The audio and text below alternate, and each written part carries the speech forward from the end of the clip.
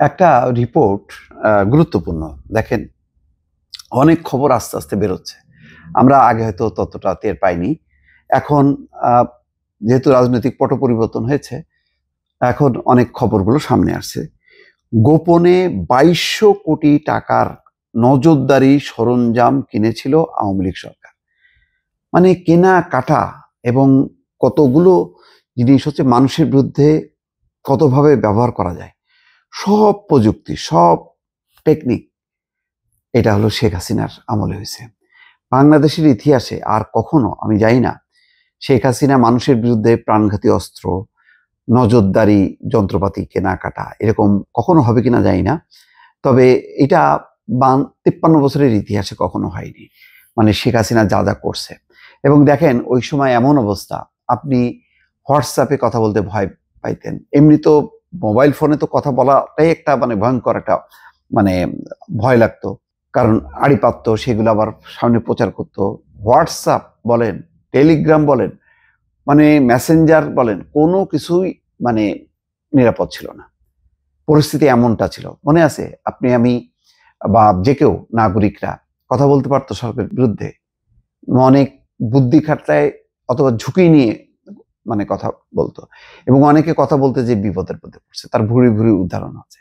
সেই কারণে দেখেন কিভাবে সেইগুলি করা হতো। এই যে ওই মোসাদের কাছে যে সমস্ত আড়ি পাতা যন্ত্রপাতি ছিল, সেই মোসাদের কাছ থেকেও বা ইসরায়েলের কাছ থেকেও সেই সমস্ত যন্ত্রপাতি কেনা হয়েছে। আজকে টেকনো গ্লোবাল ইনস্টিটিউটের অনুসন্ধান, সেখানে বলা হচ্ছে গোপনে ২২০০ কোটি টাকার নজরদারি সরঞ্জাম কিনেছিল আওয়ামী লীগ সরকার। মানুষের উপর গোপনে নজরদারি করা, তাদের তথ্য বের করা। বাংলাদেশে ২০১৫ থেকে ২০২৫ সালের মধ্যে প্রায় ১৬০টিরও বেশি নজরদারি প্রযুক্তি এবং স্পাইওয়্যার আমদানি এবং মোতায়েন করেছে। সেগুলোর জন্য প্রায় ১৯০ মিলিয়ন মার্কিন ডলার, বাংলাদেশি মুদ্রায় প্রায় ২,২৪০ কোটি টাকা ব্যয় করতে হয়েছে ঢাকাকে। আর এসব প্রযুক্তি প্রায়শই অস্বচ্ছ ক্রয় প্রক্রিয়া এবং তৃতীয় দেশের মধ্যস্থতায় গোপনে আনা হয়েছে। এখানে কিছু লোক আঙুল ফুলে কলা গাছ, মনে করেন যেইটার দাম ১,০০০ টাকা, সেটা মনে করেন ৫ লক্ষ টাকা, ১০ লক্ষ টাকায় কেনা হয়েছে। এরকম, কারণ এইটার তো কোনো স্ট্যান্ডার্ড কোনো দাম নেই, আপনি যা বলবেন তাই তাই হয়েছে।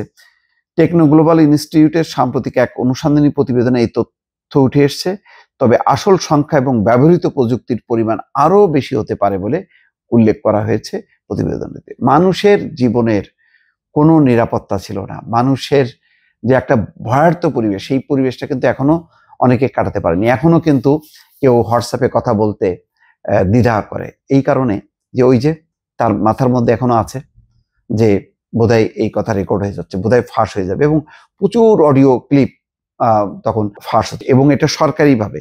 এমনি একজন, আপনি আমি, একজন আরেকজন এটা রেকর্ড করা, সেটা তো করা যায়, কিন্তু আমরা দুইজন বা একাধিক জন কথা বলছি, কিন্তু সেটা আর একটা পক্ষ এসে যে রেকর্ড করাটা, এটা হলো সরকারের কাছে এই ধরনের যন্ত্রপাতি ছাড়া এটা সম্ভব না। যে কামাল আর সালামের মধ্যে কথা হচ্ছে, আপনি রহিম, আপনি বসে এটা রেকর্ড করবেন, এটা সম্ভব না।